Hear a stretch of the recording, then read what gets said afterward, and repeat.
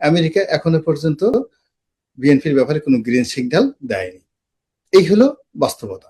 সেনাপ্রধান আসেন, সেনাপ্রধান এ যাবৎ যতগুলো কমিটমেন্ট করেছেন, যতগুলো হুমকি দিয়েছেন, ধামকি দিয়েছেন, একটাও বাস্তবে কাজে আসেনি। সেনাপ্রধানের কথা মতো যদি বাইরে যারা যারা কথা বলেছে, কাজ করেছে, চেষ্টা করেছে, তাকে হেল্প করার জন্য প্রত্যেকটা লোক বিপদে পড়েছে, বেইজ্জতি হয়েছে।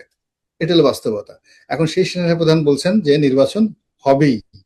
এখন সেই সেনাপ্রধান যত বলছে নির্বাচন হবে, তত বেশি অনেক মানুষ বলছে যে তিনি তো ইচ্ছা করেই ডিসেম্বর মাসে, তার তো দৃঢ়তা ছিল যে এই 2025 সনের ডিসেম্বরের মধ্যে নির্বাচন হবে, এবং তারেক রহমান সাহেবকে তিনি রাজি করিয়ে ফেলেছেন।